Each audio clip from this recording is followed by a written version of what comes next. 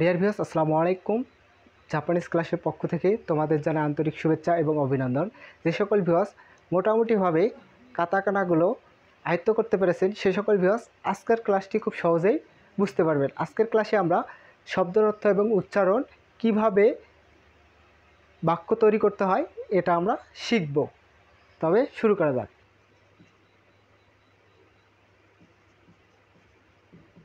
উচ্চারণ ও শব্দের অর্থ। তাহলে আমরা শব্দের অর্থ শিখি। এটি ছিল নো যোগ তো, নো তো। এটি একসঙ্গে হয়ে যাবে এভাবে, নো তো। এভাবে যদি আমরা করি তাহলে এটির উচ্চারণ হবে কি? নো, এটি নো, এটি তো। কি হয়ে যায়? নো তো। নো তো মানে নোট বুক, নোট বুক। তাহলে নো তো মানে নোট বুক। তারপর কা যোগ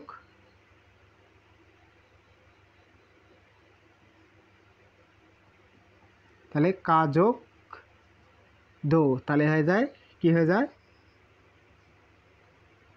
কা কা যোগ দো, তাহলে কি হয়ে যায়? কাদো। কি হয়ে যায় উচ্চারণ?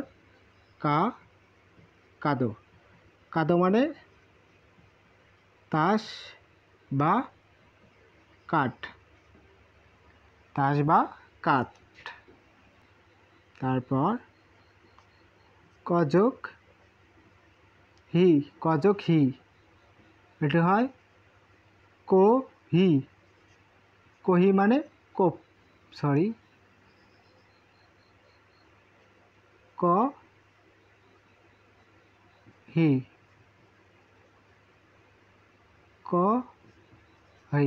কহি মানে কফি, কহি মানে কফি, কহি মানে কফি। তারপর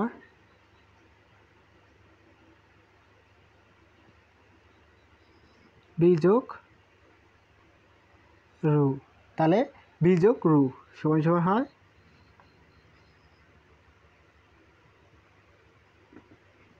বিরু। বি বিরু, বিরু মানে বিয়ার। সাধারণত এই অক্ষরটা কোথা থেকে আছে? পরিবর্তিত কাতাকানা থেকে। কোথা থেকে? পরিবর্তিত কাতাকানা থেকে। তাহলে বিযোগ রু, তাহলে কি হয়? বিরু। বিরু মানে বিয়ার। তাহলে আমরা এবার 3 অক্ষর দিয়ে শিখব। কয় অক্ষর? 3 অক্ষর। তাহলে এবার আমরা 3 অক্ষর দিয়ে শিখব। যেমন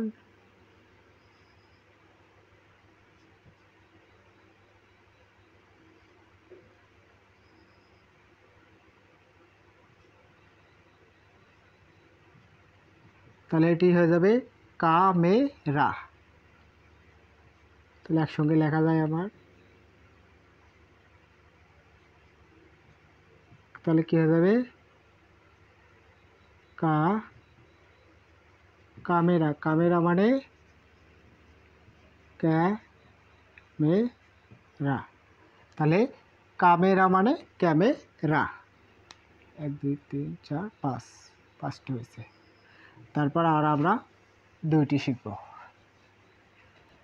তাহলে এবার শিখব আমরা যুক্ত বর্ণ।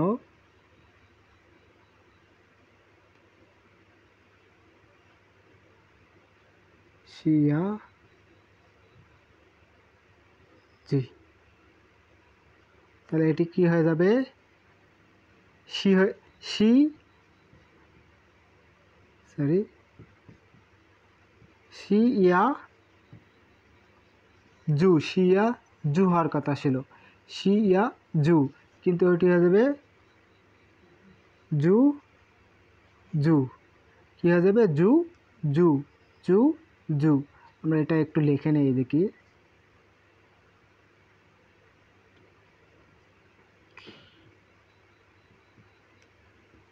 শিয়া জু, তাহলে এটি হয়ে যাবে কি?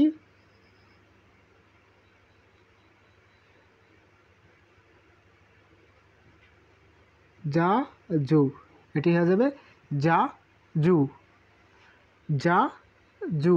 এটি এটি কী ছিল, হয়ে গেছিল কি, সরি, এটি হয়ে যাবে সাজু, সরি, এটি হয়ে যাবে সাজু, সাজু। সাজু অর্থ হচ্ছে জজ সঙ্গীত, জজ সঙ্গীত, সাজু হয়ে যাবে জজ সঙ্গীত, এটি হয়ে যাবে সাজু, সাজু অর্থ জজ সঙ্গীত, জজ সঙ্গীত। তার পরবর্তী আরেকটা, এটি একটি যুক্তবর্ণ, এটি কোথা থেকে যাচ্ছে, যুক্তবর্ণ। আর এটি পরিবর্তিত,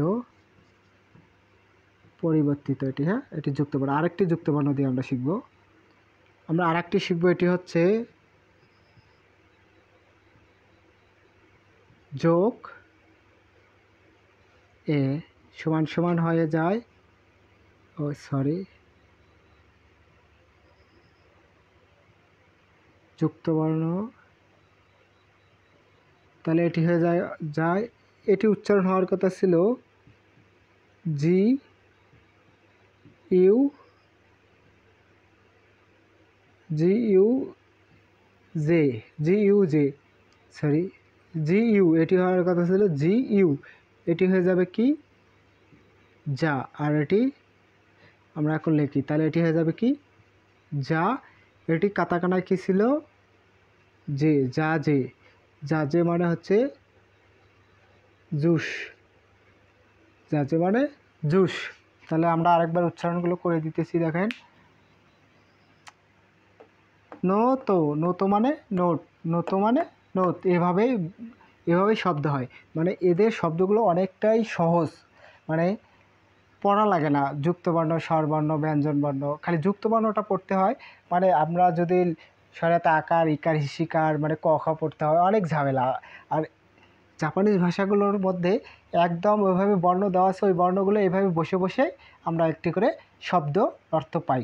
আমরা এই শব্দ অর্থ ভালো করে পড়তে পারি, বুঝতে পারি, তাহলে আমরা অনেকটাই এগিয়ে থাকবো অন্যদের তুলনায়। তাহলে নোদো মানে নোটবুক, কাদো মানে তাস বা হচ্ছে কাঠ, রেপ হবে কাঠ। কহি মানে কফি। বিরু মানে বিয়ার। ক্যামেরা মানে ক্যামেরা। সাজু মানে যশ সঙ্গীত। জাজে মানে জুস। মোটামুটি এটি আসছে আপনার পরিবর্তিত যুক্তবর্ণ, এটি পরিবর্তিত যুক্তবর্ণ, এটি।